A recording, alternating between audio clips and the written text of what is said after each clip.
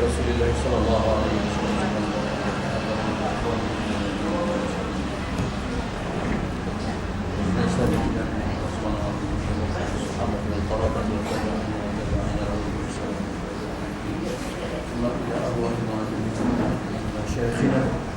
ولجميع المسلمين والمسلمات شهيد بالله لهم الفاتحة.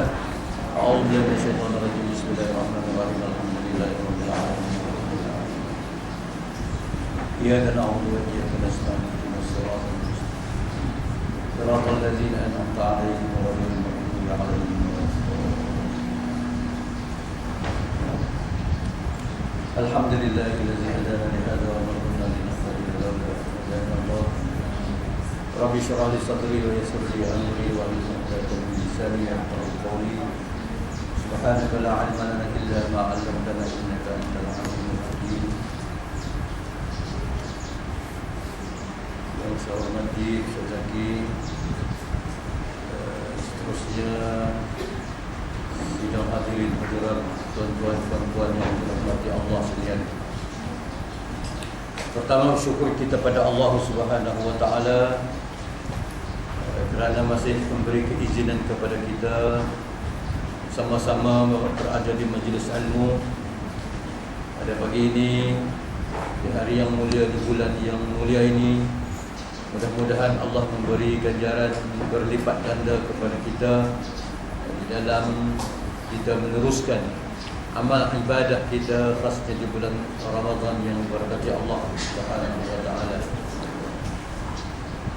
Pada pagi ini insya-Allah kita sambung lagi bacaan kitab kita ini dalam tajuknya, iaitu mandi wajib, muka suratnya, suratnya 69 ya. Surat 69 di atas kali sebelah kiri itu. Tajuk besarnya mandi wajib ya. Belum kita selesai dengan taharah ya, mengenai dengan darah Allah yang terakhir ya, dan kita pergi kepada tajuk mandi wajib. Jadi berkaitan dengan perkara ini, yaitu mengangkat hadas besar ya, karena kita sebut kata mandi wajib ini adalah mengangkat hadas besar. Bahawa kita ini tidak sebagai seorang yang muslim, seorang mukmin, muslimah, mukminah, kita tidak boleh lari daripada dalam keadaan berhadas, sama ada hadas kecil ataupun hadas besar. Maknanya di dalam keadaan biasa, kalau kita berhadas besar, kita selesaikan hadas besar, maka sucilah kita, tubuh badan kita pada syaraknya ya. Dan juga hadas kecil ini dia datang setiap kali kita melakukan perkara-perkara yang membatalkan wudu ya, maka kita berhadas semula. Jadi untuk nak menjadikan kita ini sentiasa berada di dalam keadaan suci, bersih ya, suci di sisi agama kita ya, maknanya yang lebih besarnya hadas besar itu dah selesai, dan hadas kecil pun kita sentiasa berada di dalam keadaan suci, makna sentiasa berada di dalam keadaan berwudu. Maknanya kita berada dalam keadaan suci di sisi Allah Subhanahu wa taala. Waktu di dalam keadaan itu, selagi dia tidak membatalkan ya, kalau wudu kita itu, air sembahyang kita itu tidak batal, maka kita bolehlah melakukan perkara-perkara yang membolehkan kita buat ya, seperti sembahyang ya, membaca, memegang, membawa Al-Quran ya, yang perlukan kepada kita berada di dalam keadaan suci, maknanya tidak berhadas kecil. Hadas besar tu lah tentulah, dan hadas kecil ini dia tidak batal. Kalau kita tak ambil air sembahyang, makna kita berada di dalam keadaan tidak suci. Maksud tidak suci itu dari segi hadas kecil sahajalah. Hadas besar tu dah kita angkat dulu tu, bersih daripada, suci daripada hadas besar. Bila kita dah mengangkat hadas besar, kecuali datang perkara-perkara yang menyebabkan kita berhadas besar semula, jadi kita tak boleh lagi daripada dua keadaan ini. Yang sebaik-baiknya kita berada di dalam keadaan suci daripada kedua-dua hadas ini, tapi mungkin menjadi suatu masyarakat kepada kita, menjadi suatu masalah kepada kita untuk kita nak sentiasa berada di dalam keadaan tidak berhadas kecil. Maknanya sentiasa ada air sembahyang atau sentiasa ada wudu. Kalau boleh maintain macam tu, bagus. Kentutnya dia ambil yang lain.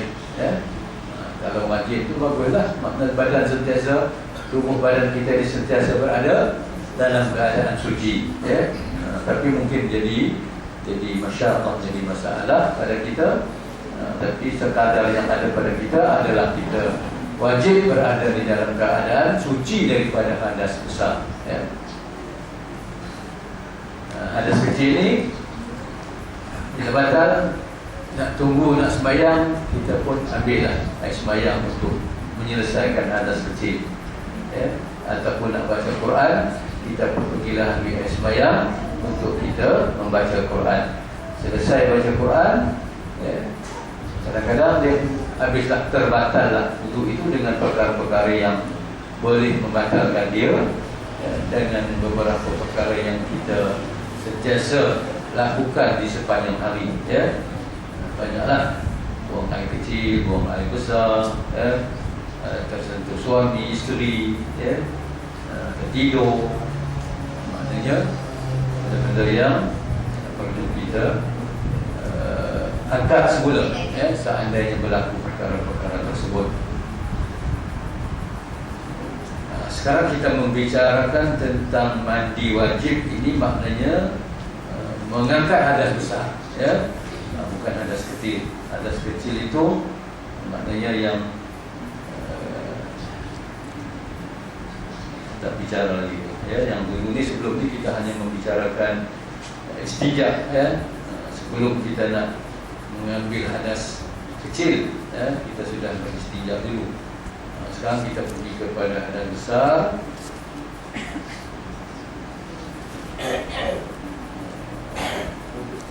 Duduk dulu ni. Okey. Kita pergi hadas besar dulu. Perkara-perkara yang mewajibkan mandi. Apabila berlaku sahaja perkara-perkara ini, maknanya kita kembali kepada berhadas besar. Jadi bila berlaku hal-hal ini, balik kita kepada berhadas besar, maka kita kena selesaikan hadas besar itu sebelum kita melakukan ibadah-ibadah kepada Allah Subhanahu Wa Taala. Tajuknya berhadas besar. Yang pertama yang dikatakan perlu kepada mandi wajib itu, perkara-perkara yang mewajibkan kita kena mandi wajib. Yang pertama bersetubuh, berjima. Maknanya berlakunya perbuatan persetubuhan di antara suami isteri, maka berlakulah di situ hadas besar. Maka kita kena mandi wajib untuk mengangkatkan hadas besar itu. Persetubuhan ataupun berjima itu, sama ada keluar air mani ataupun tidak, perlu perlakuan ini ialah apabila bertemu dua khatan, iaitu dengan memasukkan hasyafah, batasan zakar yang disunat ke dalam faraj. Maknanya berlaku hal seperti ini, ya, sama ada keluar air mani ataupun tidak, maka wajib bagi mereka yang melakukan peristiwa ini, melakukan perkara ini, kena mandi, itu mengangkat hadas besar, ya. Yang dimaksudkan di sini, dia kata bertemu dua khatan, ya, iaitu dengan memasukkan khasyafan, batasan zakar yang disunat ke dalam faras. Maknanya berlaku perkara itu di antara suami isteri, lelaki dengan perempuan, ya, maka wajiblah dia kena mengangkat hadas besar, ya. Maksudnya di sini dia kata memasukkan, ya. Kalau tak masuk tu tak bertemu lah. Kalau maknanya kena bertemu dua tempat khatan di antara lelaki dengan perempuan itu, ya, maknanya barulah disahkan sebagai sudah berhadas besar, dan selepas itu kena mandi, ya. Diriwayatkan daripada sebuah hadis daripada Nabi sallallahu alaihi wasallam, ya, izal taqatal khitanani faqad wajaba al-ghusl, ya. Ini maknanya daripada sepotong hadis yang disebut oleh Nabi SAW. Apabila bertemu dua khatan, maka sesungguhnya wajib mandi, ya. Hadis yang diriwayatkan daripada Imam Ahmad.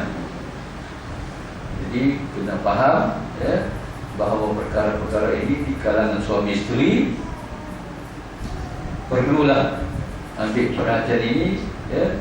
Janganlah kita buat hal-hal seperti ini macam orang yang bukan Islam, ya. Dia tak ada cerita mandi-mandi apa-apa, walaupun dia bersetubuh, ya, suami isteri, dia tidaklah pada syariat dia, sebab dia bukan Islam, maka dia tak mandilah. Jadi kita yang beragama Islam, ya, berpegang dengan hukum hakam ilmu fiqh ini, maka wajib, ya, kita mandi. Kalau tak mandi, maknanya kita berada di dalam keadaan yang kotor, yang tidak suci, ya, pada pandangan agama kita, ya. Orang tak tahulah, ya. Orang tak tahu. Kita suami isteri saja dah tahu mandi ke tak mandi, ya. Ataupun kita sendiri saja tahu. Isteri pun dia tahulah dia mandi ke tak mandi, suami pun dia tahulah dia mandi ke tak mandi, ataupun dia bagi tahu, dua-dua tahu. Aku tak mandi lagi, aku tak mandi lagi, dua-dua tak mandi. Maknanya berada di dalam keadaan yang tidak suci, ya.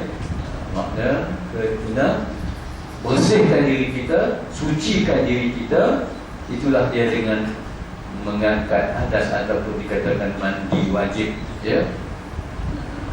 Sejuk ke tak sejuk ke, ya, kena mandi.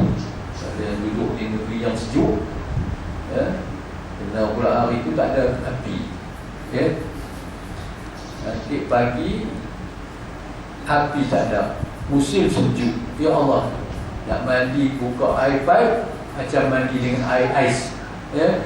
Kerana badan pun dah kebat lagi badan lah. Macam mana nak mandi, ya. Jerang ayam pula, biar ayam jerang dulu, ya.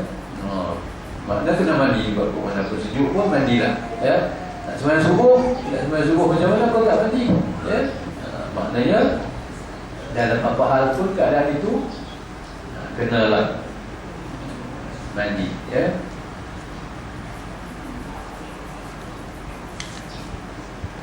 Itu yang pertama, ya. Sama ada keluar mani tak keluar mani, ya, kena mandi, ya.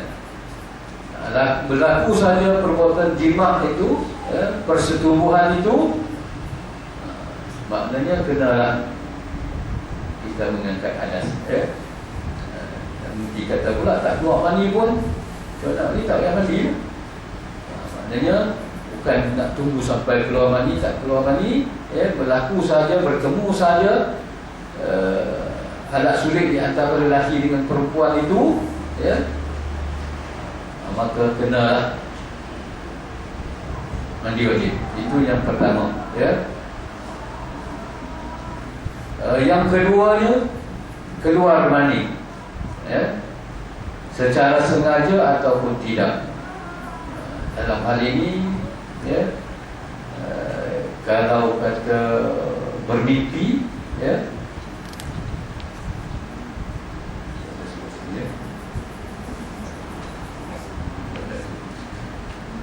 dia keluar mani dengan cara bermimpi, tak ada jima apapun, cuma mimpi saja. Dia mimpi mungkin mimpi berjima, ya, dalam tidur dia mimpi itu dengan siapa-siapa pun tak kira lah. Dalam mimpi ni dia tak kira, kadang-kadang bukan isteri dia pun dia mimpi, ya, mimpi berjima dengan siapa-siapa, ya, keluar mani, ya. Pagi tengok basah kain dia, ya. Dikenal pasti bahawa yang keluar itu adalah air mani, ya, maka dia kena mandi, ya. Sama ada dengan mimpi ataupun dia kata dengan secara sengaja, ya, sengaja, ya. Dikeluarkan mani itu dengan secara sengaja, ya. Mungkin ada juga, ya, setengahnya bila pergi jumpa doktor, ya, kahwin lama dah tak dapat anak, ya, pergi jumpa doktor kata tak apa, kita buat kajian, ya, nak sikit air mani, dua orang kita nak tengok macam mana. Masalah dia buat keluar air mani dia, ya. Dia buat keluar itu pun maknanya sudah keluar, air mani dah keluar dah.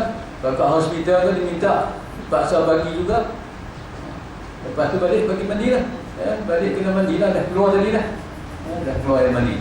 Sebab doktor minta tadi. Ataupun doktor kena esok buat hari lah, pergi hari ni, besok hari malam kan bila tu buat keluar lah, ya.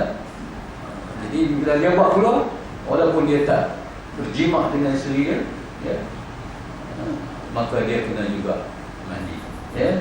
Keluar saja mandi dengan sengaja tadi lah. Kalau dah minta doktor tak tu, terpaksa dia buat keluar, ya, dengan apa cara yang dia boleh, ya. Mungkin boleh bersama dengan isteri dia, ya, untuk nak dapatkan buat kajian dan sebagainya. Ataupun, ya, ataupun apa nama, dengan tangan. Kalau orang lelaki, ya, yang muda-muda tak kahwin lagi pun kadang-kadang nak terlampau gatai sangat, ya, dah syok sangat macam mana ke, dia pun buat keluar lah, ya, main dengan tangan dia, akhirnya keluar mani. Jadi perbuatan itu pun tak bagus, tak baik, ya. Tapi kadang-kadang dalam keadaan yang dia kata kalau dia tak buat lalu tukar, dia pergi berzina lagi tu, ya, dalam keadaan yang dah darurat kan tu, dia pun paksa, dia pun keluarkan mani dia, ya, dengan tangan dia, ya.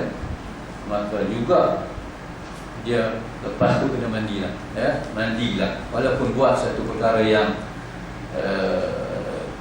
tidak disuruh, tidak digalakkan di dalam Islam, ya, untuk keluarkan mani itu dengan sengaja, dengan tangan dan sebagainya, ya. Ataupun dengan secara tak sengaja, ya. Tak sengaja ni mungkin mimpi tadilah, ya. Dia mimpi tadi tak sengaja keluar mani, juga kena mandi wajib, ya. Kena mandi juga.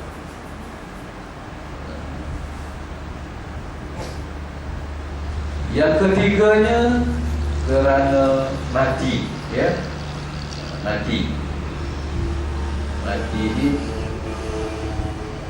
yang mati pun kena pergi mandi, ya. Dan mati kena mandi wajib. Bukan dia mandi untuk orang mati lah, ya. Mandikan dia. Kalau dia mati itu berhadas besar pun kena angkatkan hadas besar dia tutup dulu, ya. Kalau tahu anak dia berhadas besar, ya.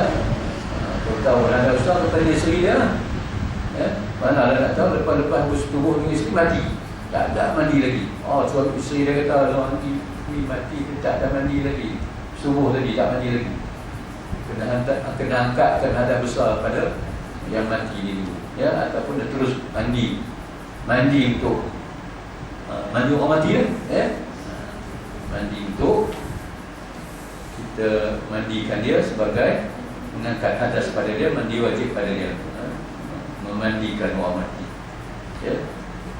Ada yang kalau tak sempat tu maknanya tukang mandi tu memang kena niat dia untuk ada besar dia ni, ya. Lepas tu untuk dia mandikan dia secara terus untuk mandi sebagai mandi mayat lah, ya. Jadi perkara-perkara yang wajib mandi, maka dia pun wajib mandi. Ini pun kalau dah tak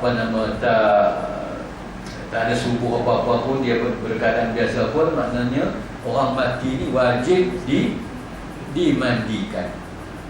Wajib kena bagi mandi. Dia tak boleh, bukan sunat lah, ya? Bukan sunat lah, tak payah mandi lah.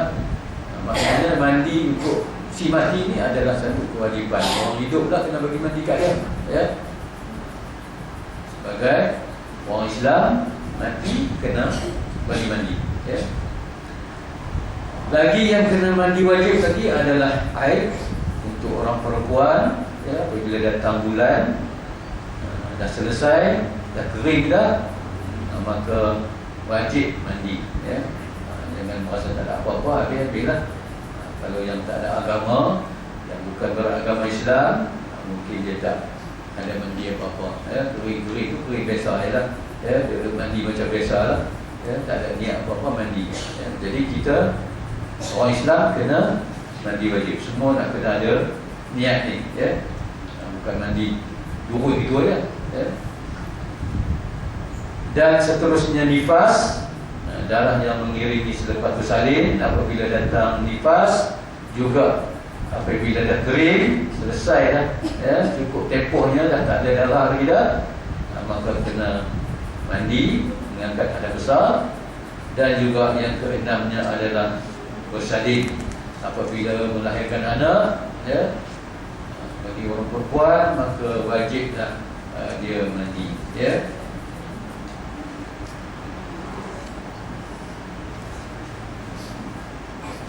Itu di antara perkara-perkara yang mewajibkan mandi, ya.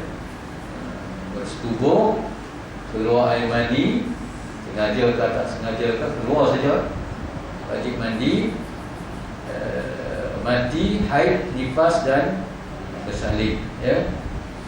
Itu juga adalah perkara-perkara yang kita kena tahu bahawa diri kita untuk berada di dalam keadaan yang suci, ya. Suci, bersih. Bersih lain, suci lain, ya. Bersih tu tak adalah benda-benda kotornya, ya. Tak ada daki-dakinya, tak ada bau-bau busuk badan, ya. Itu maknanya bersih, ya. Suci, kena berbagai niat. Mandi itu makna itu suci tubuh badan kita di sisi agama kita, ya. Kita bolehlah sembahyang, kita bolehlah baca Quran dan sebagainya, itu dia suci. Dan kedua-duanya sekali suci dan bersih, ya. Suci dan bersih. Ada yang dia bersih saja tak suci, ya. Kalau kita mandi berhadas besar, kita mandi tak ada niat, mandi saja macam biasa, ya, maknanya kita hanya bersih saja, tidak suci, ya. Tidak suci. Jadi kena ada kedua-dua. Bila dah mandi itu tentulah suci, ya. Tapi syarat nak bagi suci itu kena nawaitu, ya. Nawaitu baru boleh jadi suci. Kalau juhud saja tak jadi apa, ya. Bersih saja.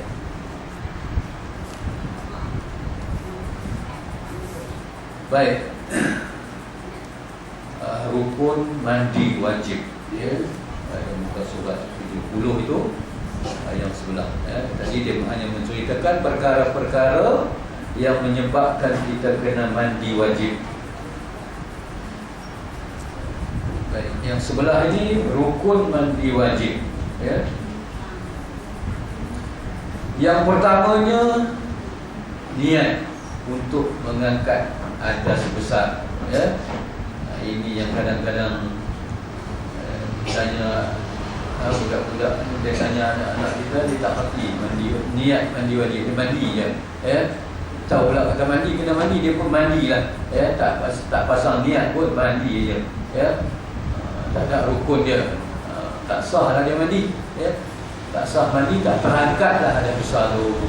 Mandilah 10 timba, 10 mandi kan, ya. Banjir bilik air juga, ya. Tak ada niat, tak terangkat juga hadas besar dia, ya. Maknanya yang pertama rukunnya adalah niat untuk mengangkat hadas besar. Ini yang ringkas saja, ya. Lafaz niatnya, nawaitu raf'al hadasil akbari lillahi ta'ala, ya. Nawaitu raf'al hadasil akbari lillahi ta'ala. Aku berniat mengangkat hadas besar kerana Allah Ta'ala, ya. Ini maknanya mandi. Yang ni bukanlah sebarang mandi, tapi mandi yang kena ada pasang niat, ya.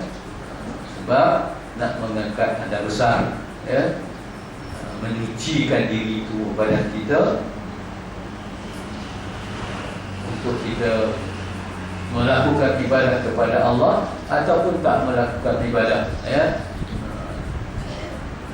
Duduk saja pun, ya, lepas sudah subuh pada dia lah di dalam keadaan kita berada di dalam keadaan suci, ya. Yang pertamanya mestilah niat.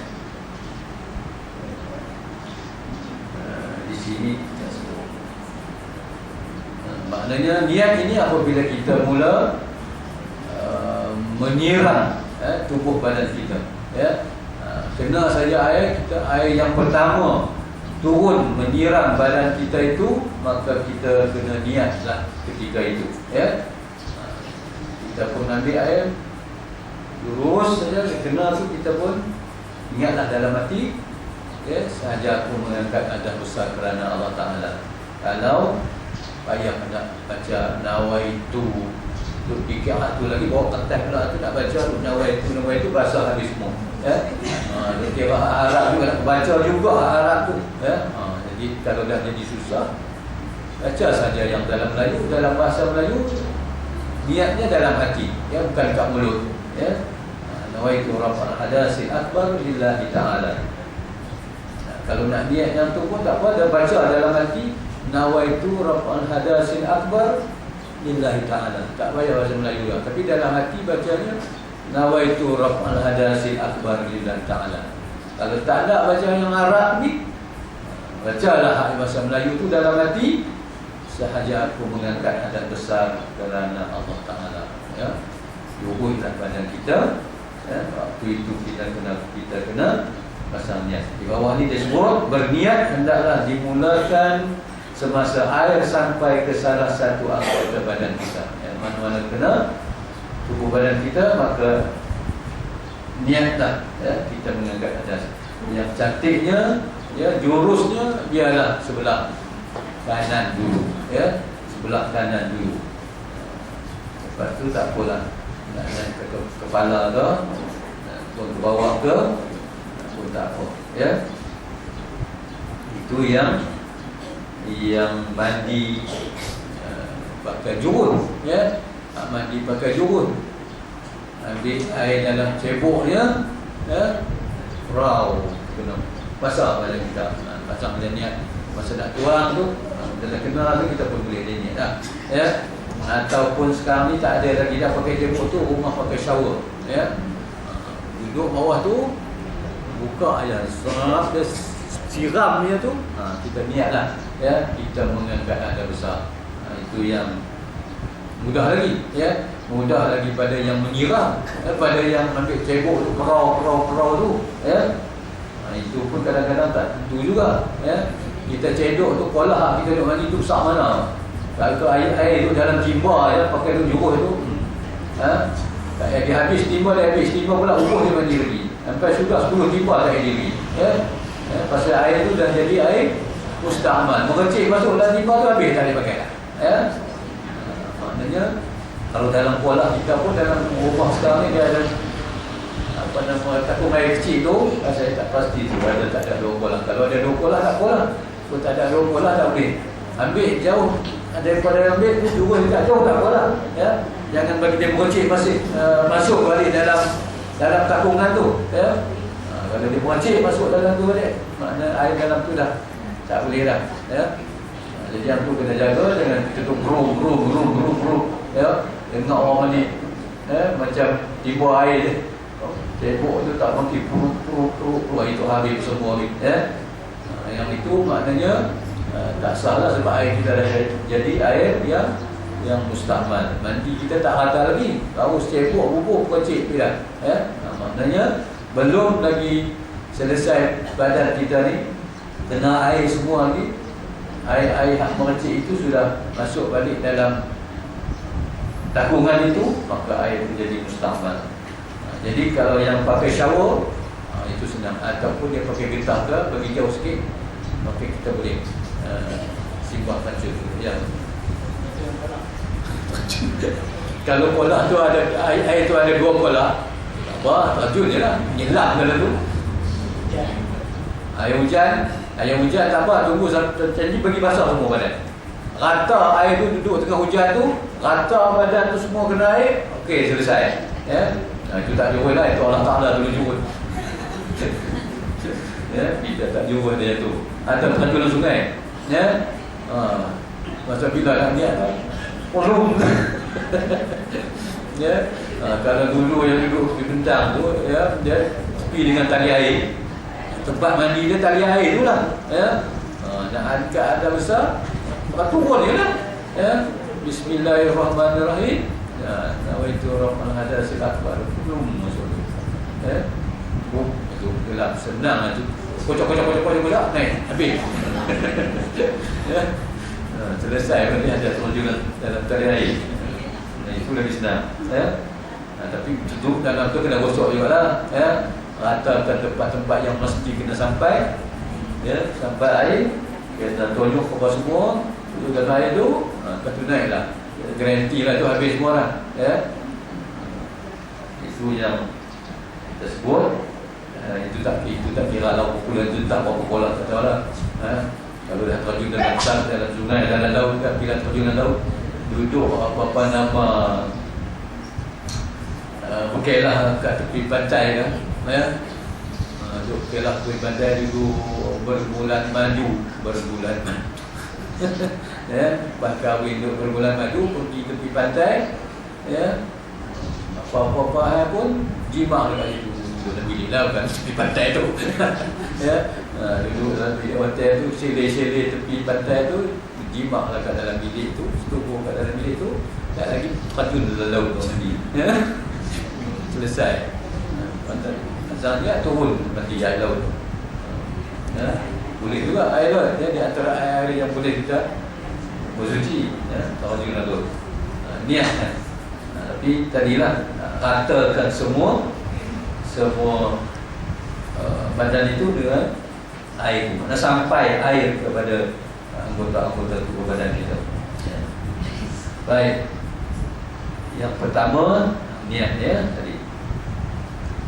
Yang kata sunat kanan dulu ke, kalau dah terjun dia ada sunat dulu lah. Nak sunat kepala dulu ke, kalau dah terjun ni, kalau dah kepala dulu kena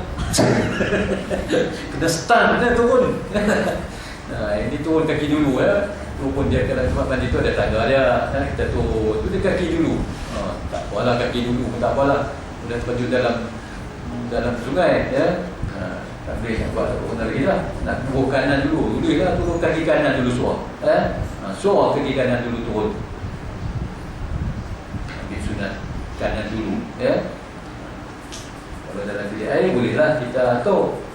Kalau shower pun boleh lagi, pergi kena suar sebelah kanan dulu, bagi kena sebelah kanan dulu, baru kanan tu dia turun, rasa pusing kiri balik kan, nak masuk kepala tu, ya.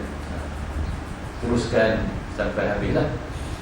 Baik. Yang keduanya membasuh seluruh anggota badan yang zahir. Jadi nak disebutkan untuk meratakan air, ya. Jadi kalau air kena satu yang susah sikit, ya. Air terhad tu di rumah ada satu tong tu je. Yang tu lah nak masak, nak makan. Kena pula tadi tu yang tu lah kena nak pula angkat hadat, ya. Lembaga air kata hari ni air satu, tengok dalam bilik air tong dia ada, tong terang lah, kalau tong kecil ahu lah, ya. Kita tengok ada dalam bola je, tak cukup 2 bola, sudah, ya. Boleh juga tapi kena bawa jauh-jauh lah, jangan pergi bercik masuk dalam tu. Baik, membasuh seluruh anggota badan yang zahir. Wajib meratakan air ke seluruh anggota badan. Seluruh anggota badan yang zahir, termasuklah rambut, rambut kena basuh juga, bagi basah kuyup, walaupun pergi set dah, baru set dah RM50 pergi set rambut, tiba-tiba berhadas besar.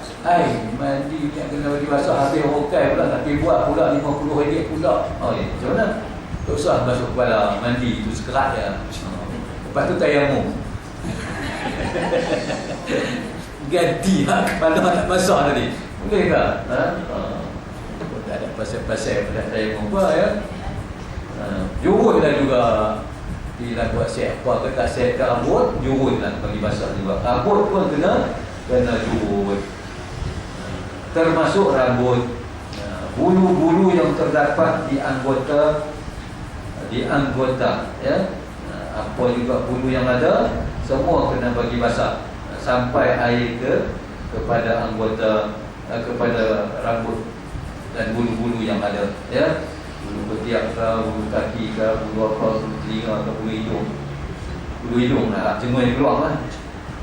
Dalam bulu hidung ni ada juga, termasukkan air dari hidung tu, basah-basah juga, kalau kita kira yang itu zahir, kalau pendapat yang kata puasa ni korek dari hidung baru jolok, jari masuk dalam hidung pun tak apa, dia kata sebab itu masih rongga yang zahir.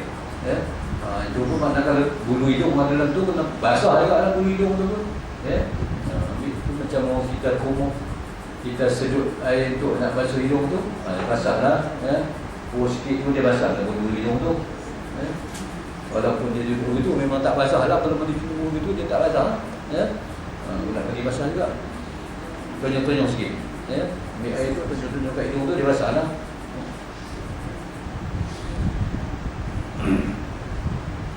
Kulit telinga yang di sebelah luar, kulit telinga yang di sebelah luar, telinga yang luar dah, dalam sini pun bagi basah, di luar pun bagi basah macam ambil sembahyang lah. Maknanya kalau boleh tonyok lah macam kita ambil sembahyang sambil mandi tu, tonyok-tonyok tu, biar dia kena luar dalam tu, segala celah-celah telinga ni kita bagi juga air sampai, bagi sampai air di sebelah luar ataupun sebelah dalam, telinga habis kena basuh habis, duduk tak apalah tak basuh telinga, kalau ada besar telinga kena basuh juga. Dia fikir basuh telinga sunat ni, dia kira sama, mandi ada besar, akad ada besar pun sunat basuh telinga, wudu pun sunat basuh telinga, dia pun tak basuh telinga, pasal sunat dia dah. Maknanya dalam ambil ada besar ni tak ada yang sunat. Kalau telinga tu telinga habislah, kena juga sampaikan air kepada telinga. Kemaluan perempuan yang zahir pada masa ia duduk membuang air kecil, membuang air kecil. Bagi perempuan kalau mandi duduk pakai shower tu, sekali-sekali kena duduk tinggung, tinggung, macam buang air kecil tu, kena bagi sampai air ke semua anggota yang ada, kemaluan depan belakang, tempat buang air besar pun bagi sampai, bagi juga sampai, yang di depan pun juga bagi sampai, maknanya dia suruh tinggung tu duduk macam buang air kecil, supaya yang zahir, apa yang waktu itu merupakan benda yang zahir, maka sampai air, getah tu sembuh ni. Lagi tentu yakin sampai lah. Kalau shower dia tak ada nak sembuh, ada getah tu pancut dia semua habis, sampai garanti sampai,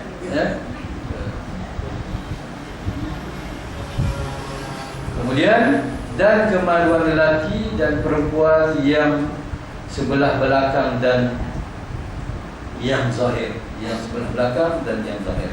Maknanya lelaki perempuan, kalau lelaki pun yang di depannya pun kena basuh juga, sampaikan air, bulu-bulu yang ada tu semua dibasuhkan, dibasahkan, dan juga di sebelah belakangnya, untuk kita buang air besar itu pun kena juga sampaikan air, ya. Kalau duduk tu memang sampai belakang, ya. Laki-laki pun kalau nak duduk tak ada masalah, ya. Tinggung sama sambil mandi itu sekali-sekali tinggung, ya. Bagi air sampai kepada semua benda-benda yang sewajibnya air itu sampai.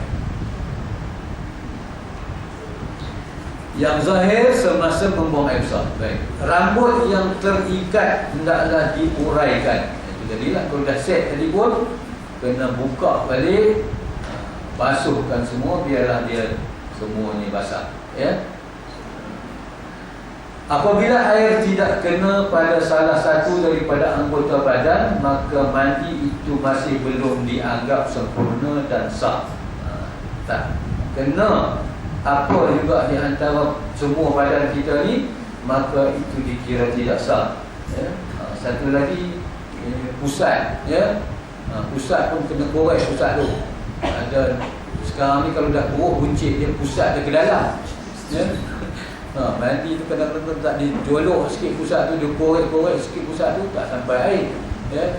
Ada pusat tersebut tak apalah.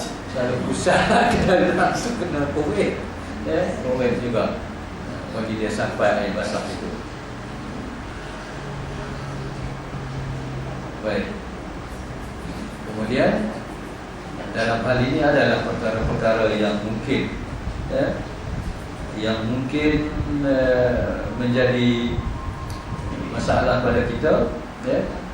Yang pertama ni isu yang pakai kuku bubuh merah tu. Apa nama kita tak tahu lah, ya.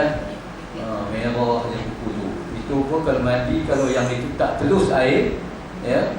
Kalau air tak telus, tak sampai ke dalam kuku tu, tak sah lah dia mandi, ya.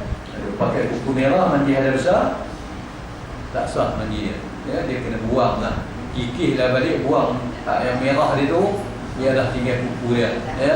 Maka barulah sah. Apa tidak, sayang hak merah tu, tak sah lah, ya. Tak tahulah, takut hak pakai merah ni tak mandi pak.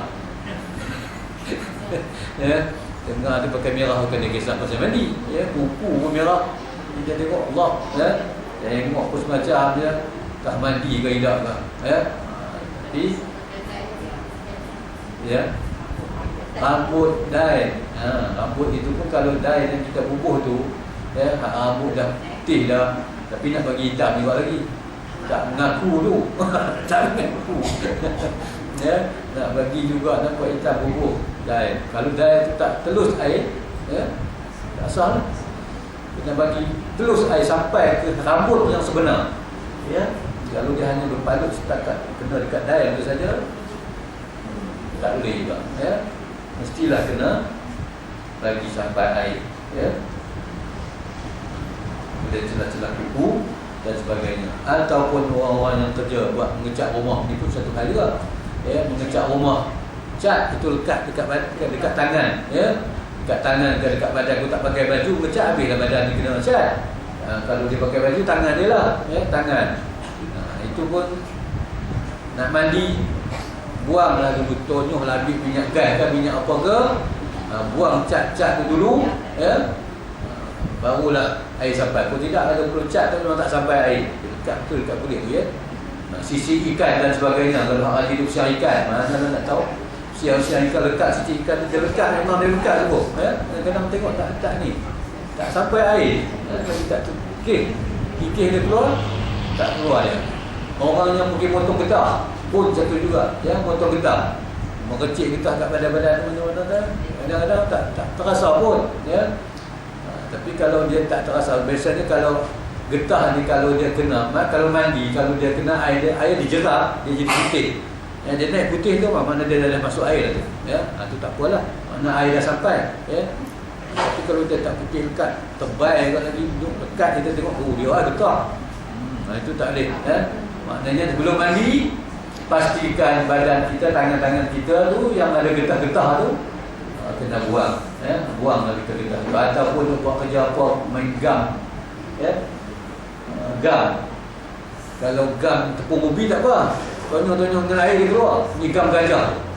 Ya, gam gajah tu kalau kena air, kena kikih tu. Kalau setakat basuh, bubuh minyak pun tak boleh. Ya. Bagi dia lembab, bubuh minyak apa semua tu kikih. Kena kikih buat keluar boleh keluar. Ya, memang dia lekat semua kalau gam gajah tu. Ya, kalau alang-alang buat gajah tu memang kena cermat. Ya, pastikan dia tak tumpah dekat tangan kita. Ya. Kalau kena memang kena cuci lah. Kalau dia kena di kuku memang tak nampak. Ya, kita pun tak rasa. Ya, kalau pegang tangan tentunya kita pasal kelas sikit. Ya. Itu pun nak panggil ada besar kena pati kalau dah lebat gam tu. Mana nak tahu ya.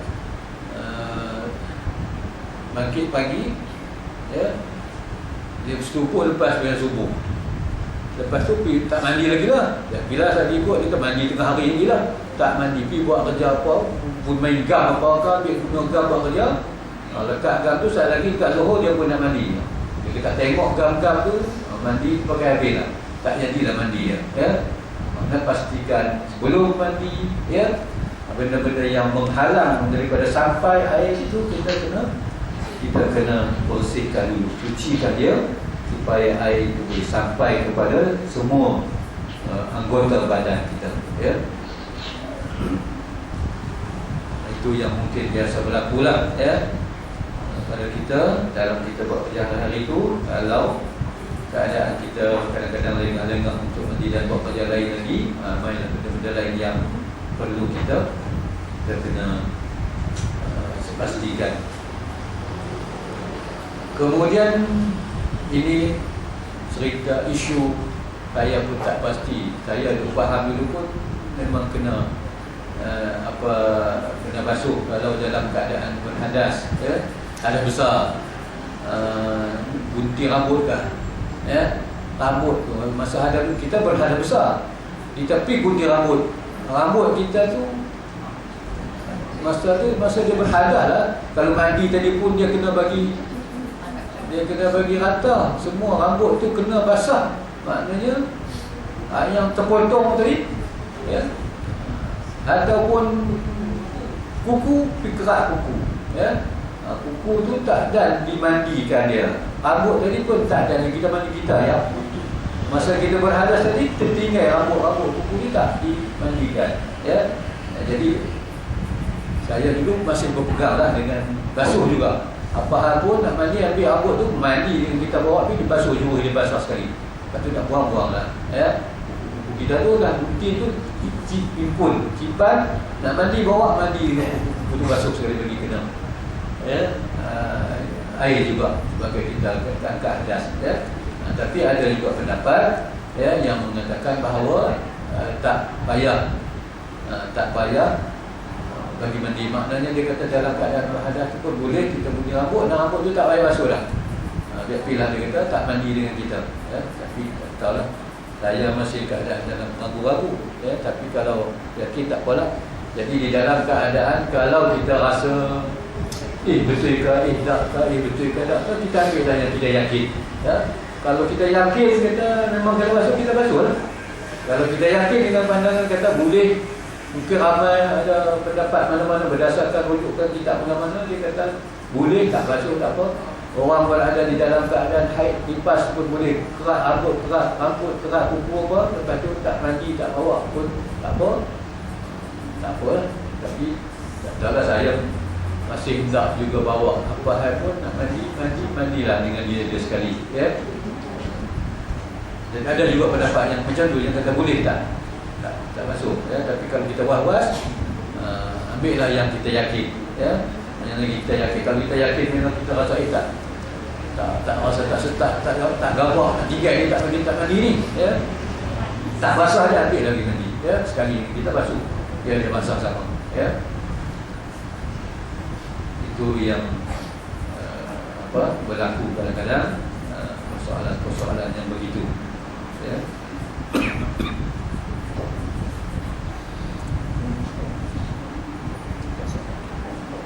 Boleh juga lah, belum sampai nanti payah nak tanya ya.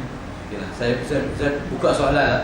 Kalau ada puan-puan nak tanya, saya boleh jawab, saya jawab. Tak boleh jawab, kita tangguh dulu ya. Sebab nanti dah masuk ke tajuk-tajuk lain, dia jadi Yang pula kau teringat waktu tajuk ni boleh kita tanya. Ya. Boleh kita tanya. Assalamualaikum. Waalaikumsalam. Nak tanya ni. Ya. Kalau orang mati dia tell rambut dia tak cukup ke dia nak tahu. Oh, ya dah ya. Mana dah tahu ya. Bubuh-bubuh kedai apa semua, ni accident pun dah mati.